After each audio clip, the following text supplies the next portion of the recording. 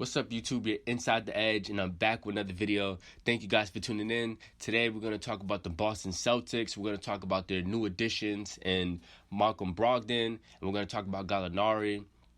But first off, if you're new to the channel, be sure to drop that sub button. Make sure to drop a like. Do all that good stuff, guys. Thank you guys for all the support that you guys have given me, and I'm just gonna keep pushing out content for you guys. But with that being said, guys, we're gonna talk about the Boston Celtics. Obviously this team, they shocked a lot of us in the postseason. Them taking out the Bucks. I think that was the biggest shocker because I really thought Giannis had them, but the Celtics kept fighting. They kept pushing, and just moving forward to the finals, the biggest story, I have to talk about it, but the biggest story with the Celtics was the turnovers. In that last Game 6, the Celtics had 23 turnovers in that Game 6, and that's what caused them to lose, to not be able to force a Game 7.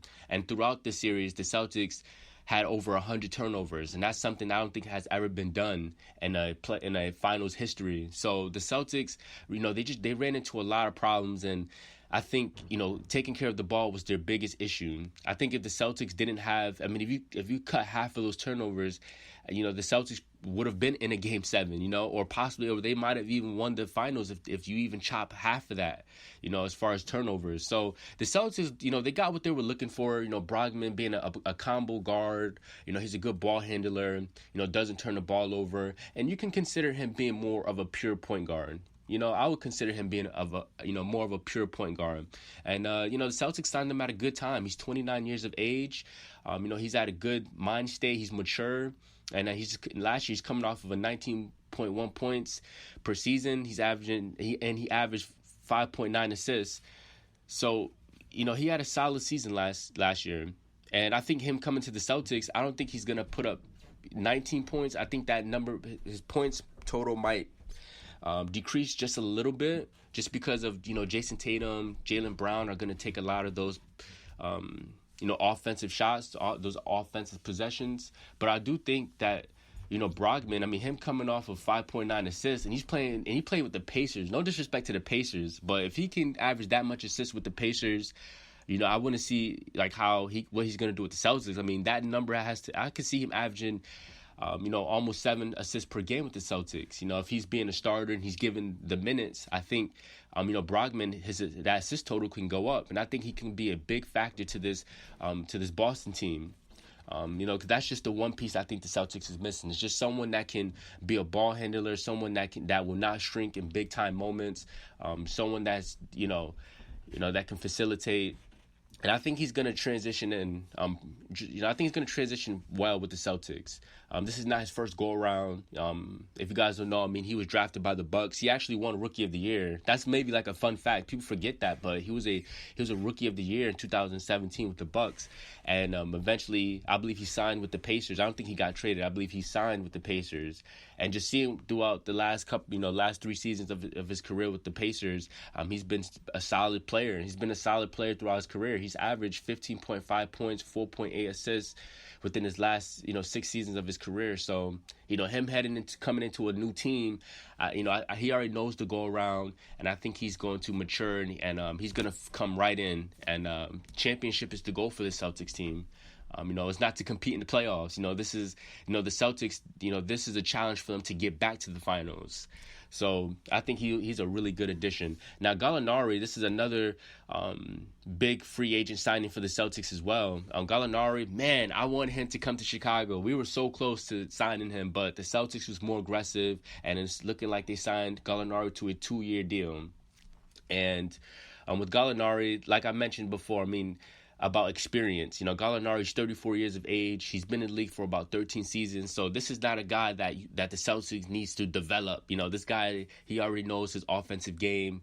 He knows his spots on the floor. So, and one thing about him too is he doesn't need the ball. He doesn't need much of the ball. He's a guy that can catch and shoot. He's not going to hit you with too much dribble moves, but he does have a deadly step back. His step back is very deadly. He's not going to take up, a lot of time, a lot of possession on offense. He's a guy that's just going to shoot. If you give him the ball, he's going to hit his opponent with a couple jab steps, and he's going to shoot right over you. Gallinari, he's listed at 6'10". This guy can shoot over anybody. That is a strong talent from him. And, I know he's not a big name, but he's been in the league for a while. He's played with a lot of good teams, and he's done a lot of great, he's a really good teammate. He brings a lot to the table. I mean, if you look at what he's done in Denver, those years in Denver, man, he does a lot for a team. His three-point shooting is key. I believe that's why the Celtics went after him, is because of his three-point shooting. I'm looking at his numbers, and he's a 38.2% three-point shooter from beyond the arc. That's almost 40%. So I think his role for the Celtics is going to be a guy that's going to be in the corner and just be able to be a knockdown shooter. And I do also think that the Celtics, they're going to utilize him to an extent, because the Celtics, they're built off of defense, right? And, Gallinari, his lateral quickness on defense isn't good. He's not a good defender.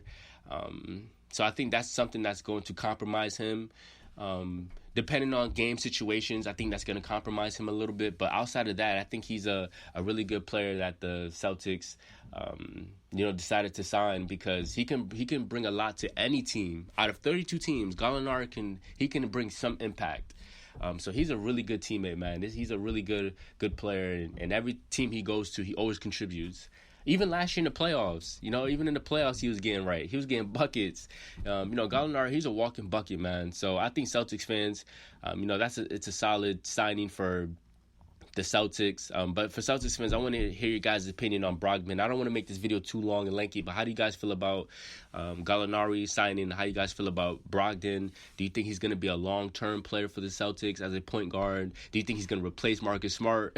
I don't think that's going to happen, but, it's not about replacing players. Like with Brogdon, I think he's going to complement Marcus Smart. He's going to complement Jason Tatum, Jaylen Brown. He's going to take the pressure off of these guys. He's going to, just bring his skill set and help this team win. So until next time, guys, I want to hear your guys' opinion, and I want to hear guys what you guys think about these two signings by the Celtics. Until next time, guys, have a good one. Peace.